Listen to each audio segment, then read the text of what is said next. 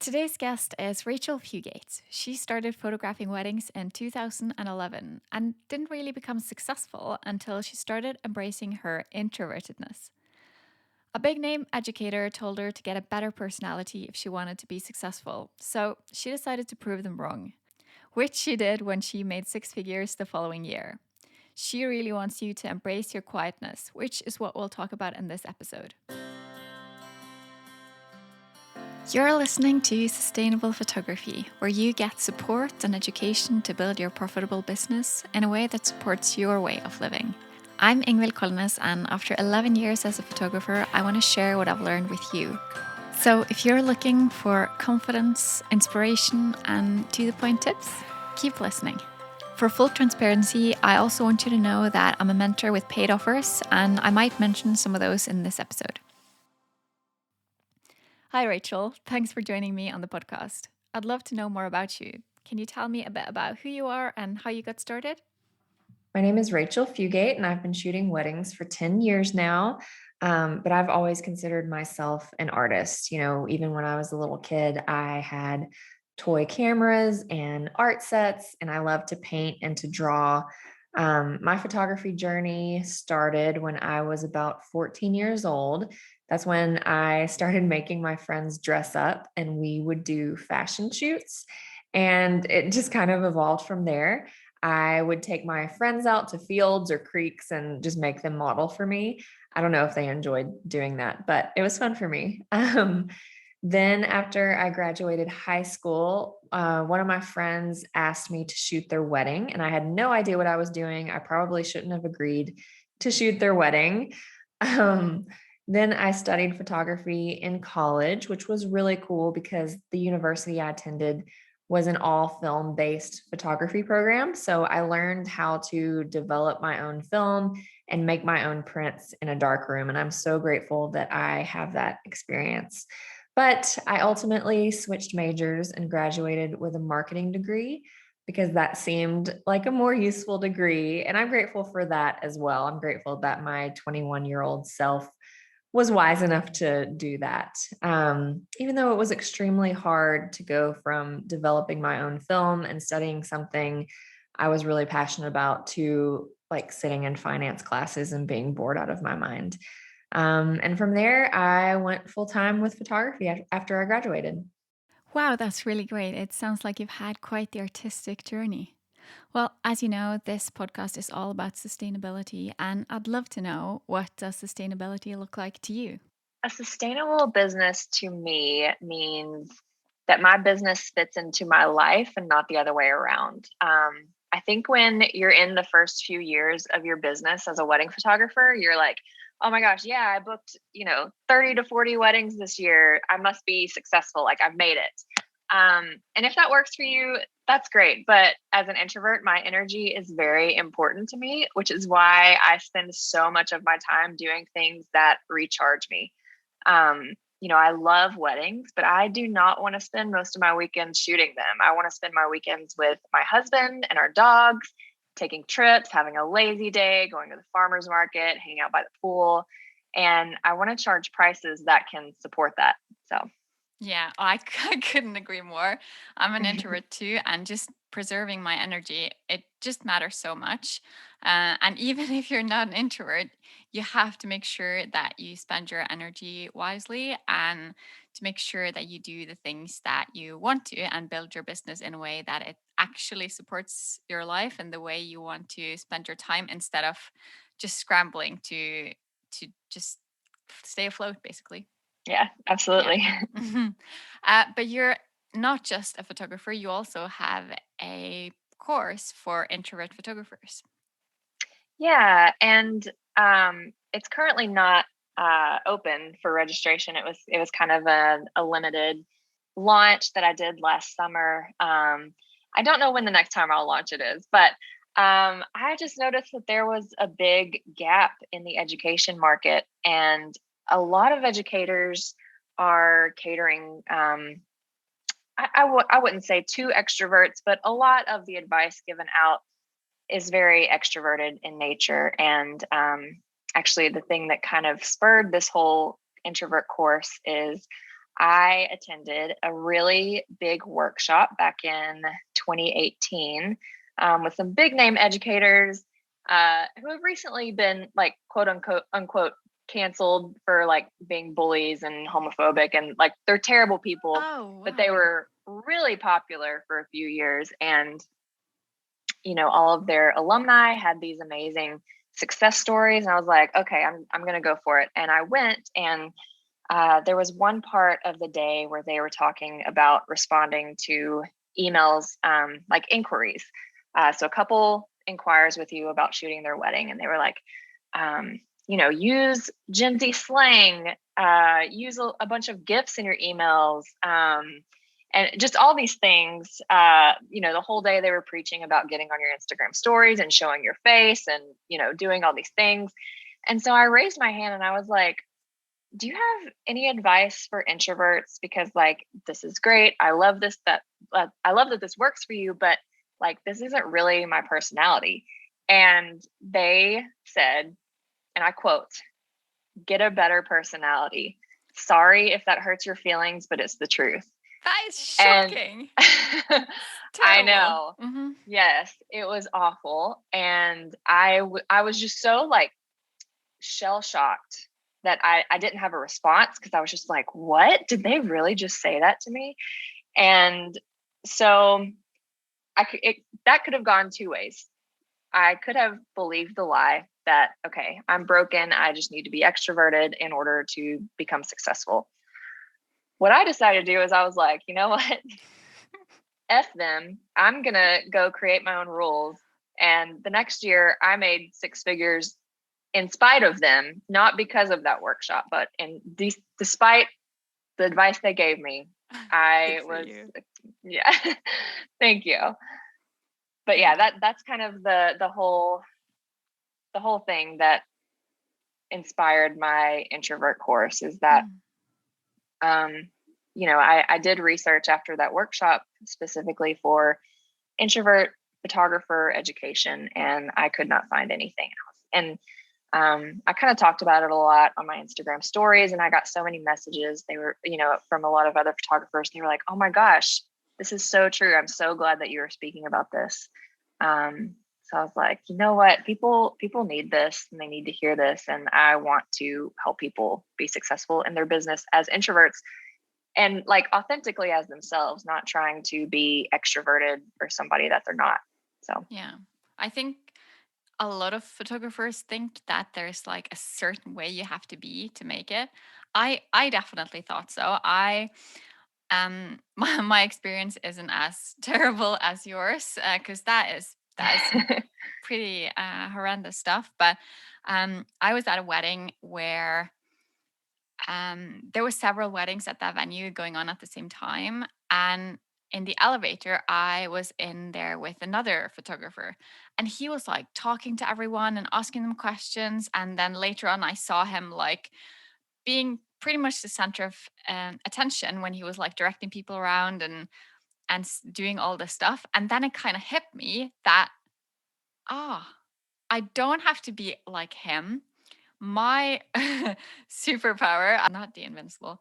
I'm like the invisible one, the one that's like hidden, but still gets the good shots. I'm not the one that intervenes and tells people what to do. So that's how I came to find that my introversion could actually be a strength for the people who want that. If they want like someone who's like all over the place, then I'm not the person for them. And I think it's just really important to be aware of your role and to make sure that it fits your personality, because you can't pretend to be someone you're not. yeah, that mindset definitely changed how I viewed the way I work too, because I just remember somebody a few years ago, they were like, you know what, there are clients who need calm and quiet wedding photographers. And I was like, wait, what?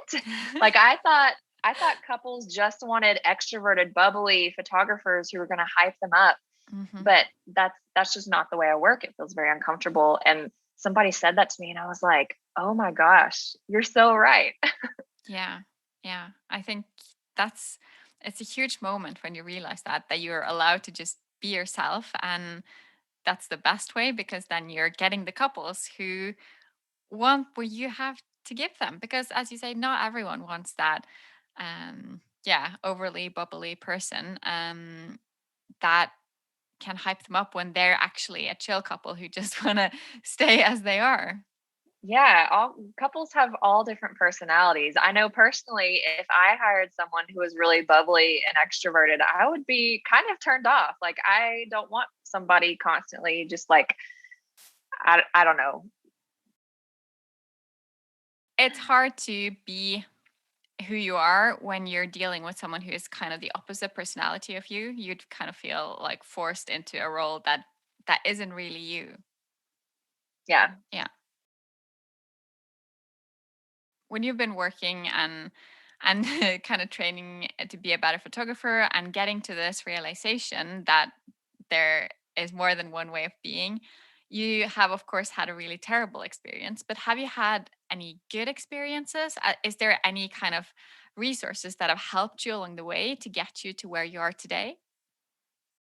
Yeah, absolutely. I would say the number one thing is just investing in education, in mentors and coaches. Just because in the beginning I did everything wrong. Like, I would second shoot for a photographer and then try to tag the couple on Facebook, like just all the wrong things. And I didn't see the value of spending thousands of dollars on education. I was like, no, I can just do that on my own. I can figure it out. But what I didn't realize was that by figuring out on my own, I was wasting so much time. Like, when you invest into a mentor or into education, they help you like get years ahead rather than if you were to do it on your own. So yeah, I would say 100%. I wasted too much time in the beginning not investing into my education. Yeah, I did the same. Like, thinking that I can do it on my own. There's like, I can figure it out. And of course, you can figure it out. Any kind of knowledge is really available to you, but you'll still spend so much time piecing it all together, figuring out what works and what doesn't work. And yeah, you can definitely get years ahead if you Yeah. are willing to invest. And not only that, but you'll also hear from others who've done it before you, so you'll know what's possible. Because if you're used to charging low rates, for example, then it's hard to even see it's possible to have someone pay you a decent amount for what you do. Yeah. Yeah. Yes, absolutely. But back to being an introvert, and how what kind of characteristics does an introvert have versus an extrovert, like, or even an ambivert? Like, what is an introvert? So I don't like to put introverts in a box. So take this with a grain of salt. But in general, um, introverts are highly sensitive. They're keen observers. They're creative. They're intuitive. They don't like surprises. They love art and nature. They have strong emotions. They dislike small talk. But most importantly, they gain energy through being alone. And that's the main characteristic they share. So, for example, I'm a textbook introvert, except for the fact that I love to dance at weddings. Like, I will get all up in a dance circle, and someone looking at me might think that I'm extroverted, but I leave that night and I need to recharge. So, you'll find outgoing introverts, loud introverts, adventurous introverts, and introverts that love to dance in front of the crowd. So I don't like to put them in a box. The main thing to keep in mind is that they gain energy by being alone. Yeah. Yeah, that is how my understanding has been as well. That it's mainly the energy thing, like what what fuels you or what drains you, really. Yeah, yeah. Yeah. And it's really interesting to see the differences between introverts and extroverts. There's actually a lot of science that goes behind it. So So introverts generally have a more excitable amygdala, which is the part of the brain that triggers fight or flight.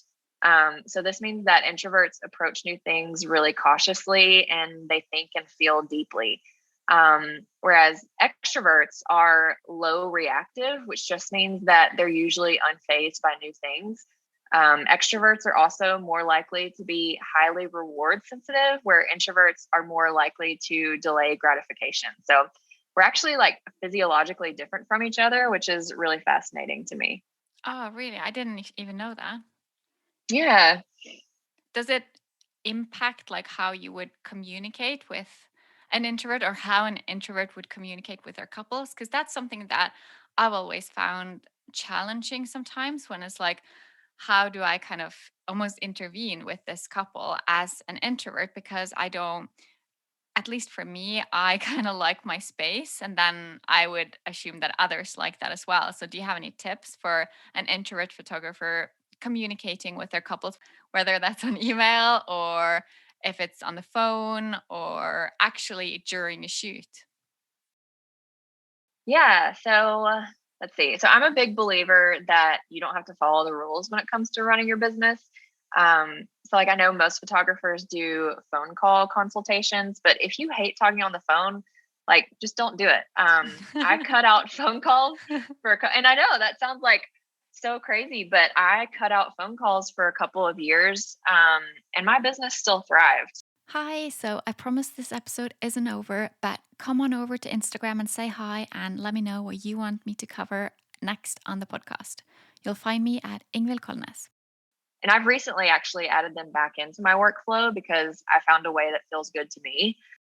So, in that sense, if phone calls make you really uncomfortable, communicating with your clients can be really email heavy instead.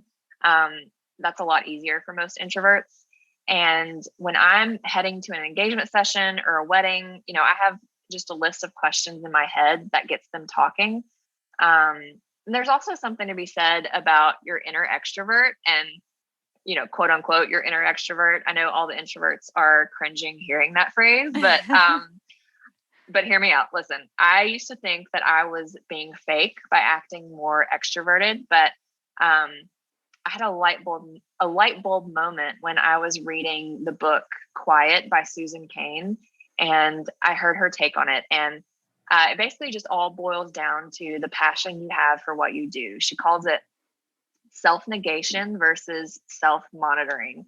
So self-negation is when you believe to your core that the route to success is to be the sort of person you are not, meaning that you're hiding who you really are because you believe that only extroverts can be successful. So therefore you have to erase your entire identity to be successful. But then self-monitoring is more validating. So I actually cried when I read this quote from her book for the first time. She says, "I'm doing this to advance work I care about deeply. And when the work is done, I'll settle back into my true self." I'll say that again so that it kind of sinks in because I love it so much. So I'm doing this to advance work I care about deeply. And when the work is done, I'll settle back into my true self. So when I'm a little more talkative and in charge at a wedding, it no longer feels fake because I'm so passionate about what I do and I care about my clients so much. I know that I'm acting a little bit out of my comfort zone because it's required for the job. But when I get home later that night, I can take a bubble bath and not talk to anyone. I can settle back into my true self. Does that make sense? Yeah, absolutely. I love it. I didn't, yeah, that's new to me, but I can definitely relate to it, because I can also, when I'm working with couples, I can also be kind of find pieces of me that I didn't really know that I had, in a way. Like something can kind of come out and I can take charge, and I can interact with couples in a way that I think is completely fine. Um, but it does tire me. So that's why I don't want to do too many shoots, because it'll just be too much. So Yeah. yeah. Yeah, and there's a theory called the rubber band theory, which just means that we have a set personality, but we can kind of stretch our personality to the edges of our comfort zone or even a little bit outside of our comfort zone. That doesn't mean that we are becoming someone else. We're just stretching our personalities a little bit more. So I think that's important to remember. And that mindset, after I read that quote, it completely changed the way I viewed how I behaved on wedding days. Because before I would try to be bubbly and extroverted and talkative, but it felt so fake. But now that I know that, I have this inner extrovert that I can kind of stretch to, it feels so much more validating knowing that, okay, I'm stretching my personality a little bit to be a little bit more talkative and extroverted, but that's okay because it's required for what I do. Weddings are very social and I have to take charge a lot. But I'm doing this because I care so deeply about the work that I do. And when I get home later that night, I can sit in a bubble bath and watch TikToks until 3 a.m. if I want. Yeah, that's really great. I think I'm the same there, where I have that extroverted side that comes out, but then, yeah, it's mainly about the energy for me, that it's just like, Yeah. okay, it's enough now. Yeah. But Totally. introversion can probably also be a benefit. I hope it can be a benefit. Oh, Please tell me absolutely. again. Yes. Oh my gosh, there are so many benefits. Introverts are great listeners. We take time to process and understand new ideas. We're very cautious and risk averse, which just means that extroverts die earlier than us. So that's a plus.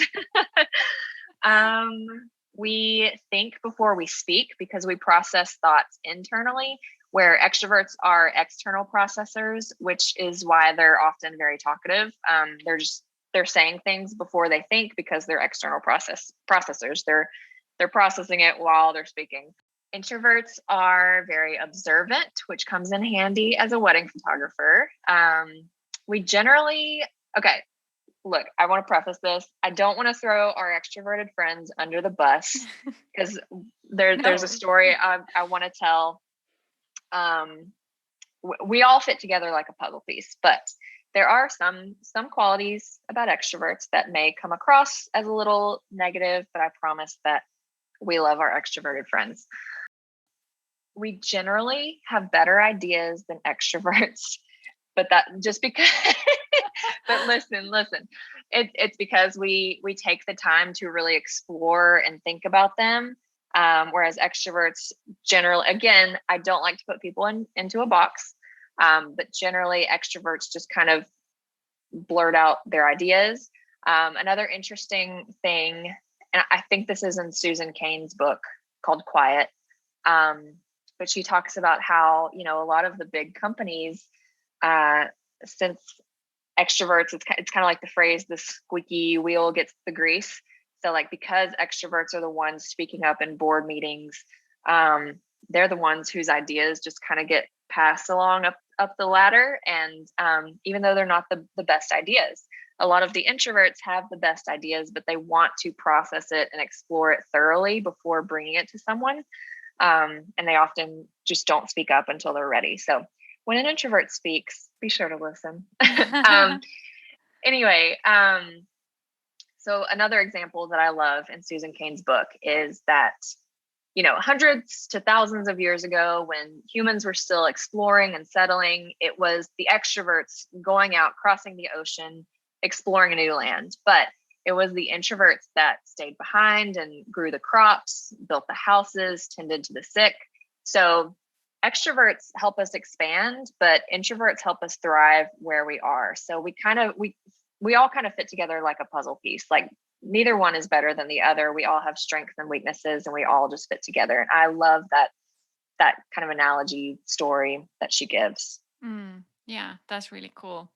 And if you are an introvert photographer, which pieces should you really play on? Like, what can you do to make it as an introverted photographer? I think your sensitivity is your strength. So like introverts are really intuitive. You can pick up on other people's emotions. So I say use this to your advantage on wedding days. Know when to step back and allow a moment to unfold. It's okay to be quiet and calm, and every silence doesn't need to be filled. Like we said earlier, there are clients out there that need someone exactly like you. They need the calm and quiet wedding photographer. I would also say just stop taking in so much from educators and lean into what works for you. Just because there's so many educators out there telling you to do things a certain way, and then other educators telling you to do it the opposite way, when the truth is there is no one right way to run your business. So take what works and leave what doesn't. You can pick and choose from different educators, but honestly, I would recommend that if this is something that you're exploring right now, to just kind of cut out all the noise and figure out what works best for you. Yeah, that's really, really great advice. Did you in your business, because how long have you been a photographer?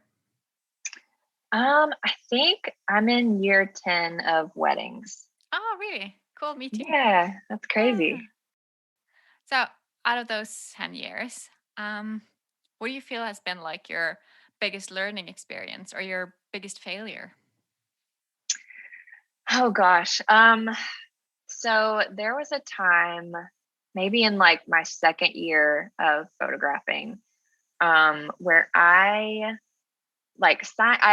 shot some children's clothes for a seamstress, and when I sent the photos back to her, she sent me a really nasty email, like along the lines of, actually not along the lines of, she directly said this. She said, "You will never have a successful business."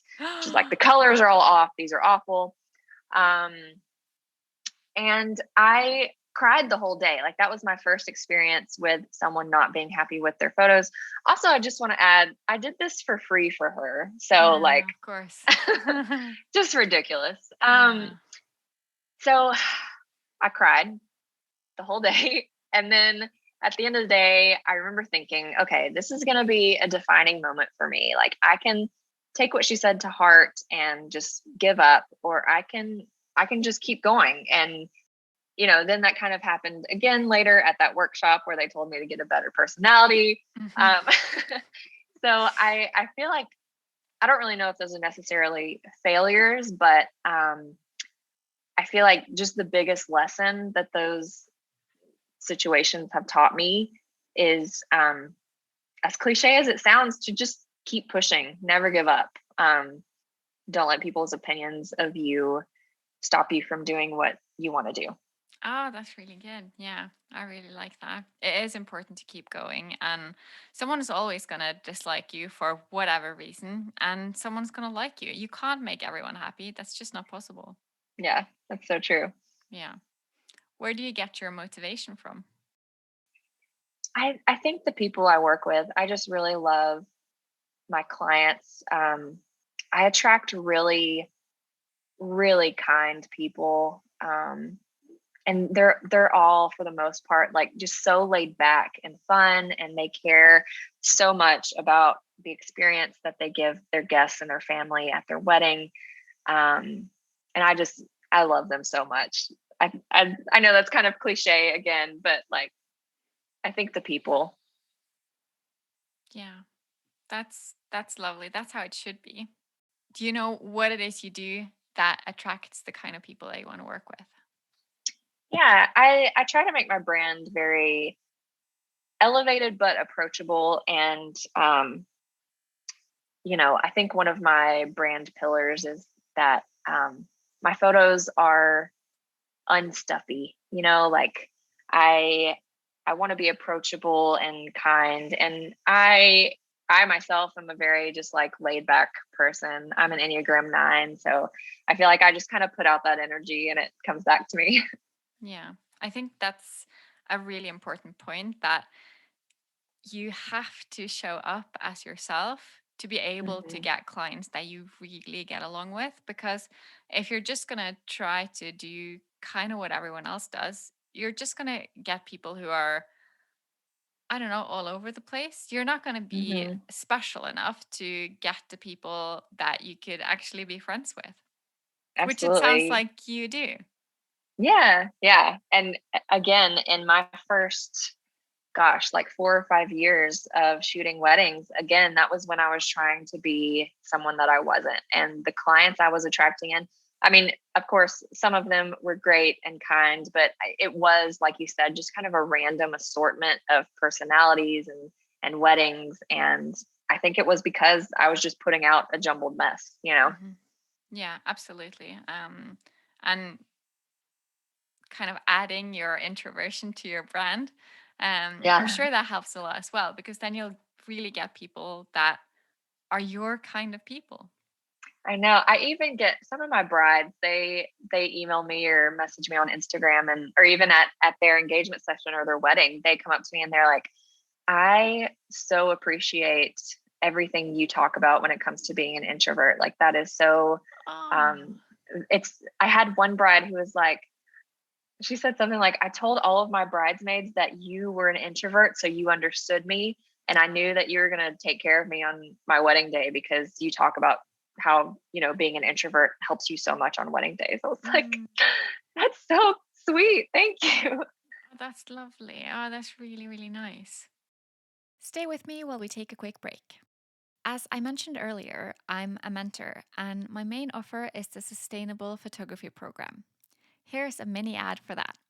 The Sustainable Photography Program is different than most courses because instead of focusing only on profit and getting more clients, because I know you're overworked enough as it is, it focuses on creating a lasting business. It's about getting the right amount of the right clients at the right price point. Go to ingvildkolnes.com/sustainable to learn more and to sign up for the waitlist. Can we talk a little bit more about energy? Because I feel the energy is like so central. I feel like at least for me, I feel like that's where my biggest struggle is that I can kind of just run out. Like I want to do stuff and then it's like, okay, there's no more left. Can you Yeah. touch on that a bit? Yeah, absolutely. So every week, the activities that we engage in either drain us or fill us up. And the activities that drain us are called energy vampires. And energy vampires can also be people, those people who you hang around and they just like suck all the energy out. Yeah, So definitely. think of energy vampires as either things you do during the week that just suck all your energy or people that you hang around. So once you're aware of what your energy vampires are, you can either get rid of them, outsource them, or plan your days around them. So energy debt is when we have too many energy vampires each week. And, energy debt can come from making too many decisions, too much social interaction, anything like that. And I will say sometimes it's okay to go into energy debt every once in a while. Obviously, you don't want to do that every week, but sometimes if you're working towards an important goal, we go into energy debt. It's just about knowing how to recharge and structure your week around your energy debt or energy vampires. So some things that you can do to help you recharge are create a morning routine that is the same every morning. Routines help us gain energy because we're not making decisions. And leading into my next point, cut down the decisions you have to make every day because decisions create fatigue.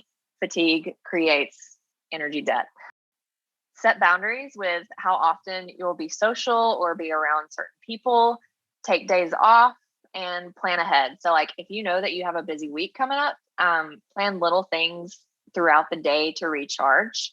And then an exercise that I like to do is make a list with two columns. One column is labeled energy vampires, the other is energy givers. Think of all the things that you do each week and put them in one of the columns. They either drain your energy or they recharge your energy. And then when you're done with the list, see which one you have more of. So this is a good way to see if you're living in energy debt. And if you are living in energy debt, you can do some of those things I mentioned before to kind of recharge. So Is it all individual or are there some commonalities, like some things that all introverts get tired from, or does everyone just have to figure out their own vampires and their own what did you call the energy givers?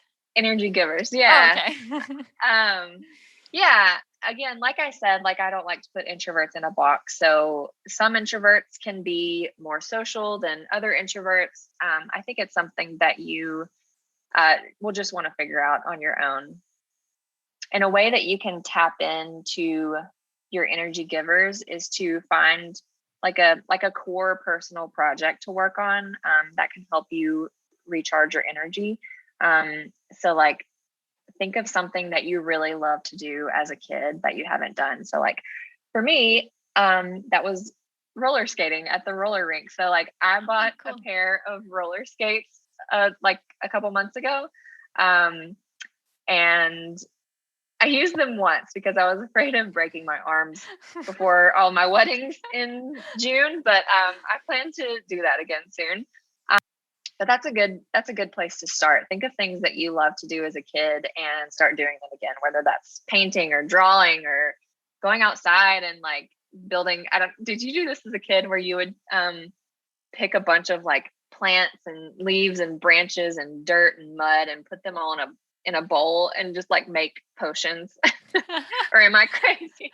I don't remember doing that. And I remember playing with like sand and like bugs and stuff. I don't remember making potions. Sounds like fun Yeah. though. Yeah, it sounds ridiculous, but like if that brings you joy and like is fun to you, go do it. Mhm. I am really leaning in this year to just like doing whatever my inner child wants to do. Cool. I like that. That sounds like fun. Yeah. Yeah. We do enough serious stuff as it is. Yeah. Why do you think it's such a struggle for introverts versus extroverts? Because I mean, I've never seen a course for extroverted photographers. I don't see how Right. extroverts are struggling. Not that there's anything wrong with being an extrovert, but I feel like it's easier for me to understand how an extrovert works rather than the extrovert people I know. They tend to kind of think that I'm boring because I like to be at home. So it's like, why is that? Yeah, that's a great question. So there's a term coined by, again, Susan Cain. This is just the book that changed my life. Shameless plug for the book Quiet by Susan Cain. Susan Cain. But I'll be sure to mention she, it in the show notes. yeah. um, so there's a term coined by her called the extrovert ideal, which basically just shines light on how the world is actually set up for extroverts. Um, as young as, elementary school, we're expected to give presentations in front of the class and work on group projects. When you go to church, the first thing the pastor tells you to do on a Sunday morning is to greet as many people as you can. At least that's what we do in the States. I don't know about in Norway, but No, I don't think we do that, but we do have to give presentations at school, and I was usually sick those times we had to do that. how convenient. um, So yeah, here, especially in the South, you go to church on Sunday morning and the pastor is like, turn to the person next to you and greet them, greet as many people as you can in the next 5 minutes. And it's very nerve wracking. Anyway, so like open concept offices are becoming more popular. Basically, extroversion is just seen as the standard and introverts are seen as quote unquote broken extroverts. Um, so like if you want to do a little exercise, like what qualities come to mind when you think of a great leader? Probably they're a good speaker, they're charismatic, they're confident. But why is that? Why do we think leaders need to have extroverted qualities? Eleanor Roosevelt was a great leader, and guess what? She was an introvert. There's a quote by, I think, Gandhi that says, in a gentle way, you can shake the world. And that's given me permission to be who I am. Just because there are so many successful introvert leaders. And we just don't hear about them as much as the extroverted leaders, again, because that's kind of our, the ideal extrovert. The ideal leader is charismatic. They're attractive. We think of salespeople as extroverts because they're really charismatic and talkative and charming, whereas most introverts don't really have those qualities. So I think that quote by Gandhi, in a gentle way you can shake the world, just really opened up my mind to like, oh, I can be calm and quiet and I can still lead people and help people. And I don't have to be charismatic. I'm actually like really awkward and I'm not a great speaker, but I can still change the world and help people. So yeah, it's really interesting to see, I don't know, just go in your day-to-day life and see how the world is set up for extroverts in like very subtle ways. Yeah. Actually, I've seen that all all job listings that mention a personality trait, Yeah. they will have the word outgoing in them, and there will be none for introversion or anything like that at all, which Mhm. is really strange because introverts are actually better salespeople than extroverts because introverts let the buyers talks Yeah. and because they're better listeners. So I think it's set up like that without anyone really having a good explanation for why. It's kind of just how it is. Being outgoing Yeah. is like that's the best quality you can have. And Yeah. kind of being in your head and being quiet, that's bad. Yeah. There's also research that shows that being alone leads to better ideas. Of course, you'll find research that says being in a group leads to better ideas. So take that with a grain of salt. But um, there's a lot of research that shows that being alone leads to a lot of great ideas for businesses, and just leads to a lot of good things that I think companies don't really think about. Yeah. All they want is someone, charismatic and charming. Yeah. Yeah, that's so true. But I hope that anyone listening will feel confident in their introversion now and know that they can do just as well being an introvert as an extrovert. Just it's all about Yeah, embracing who they are and just using it as a benefit. Because absolutely. there And are clients that want that. yeah, absolutely. And I will say, since embracing my introversion, like, I don't know, 60% of my reviews from couples say something along the lines of, she was so calming, or she was such a calming presence on my wedding day. Like, and that just means so much, because before I really embraced my introversion, I would have never gotten a review like that. But my clients really appreciate my introversion. Oh, I So I love hope it. that's encouraging. Yeah, I'm sure it is.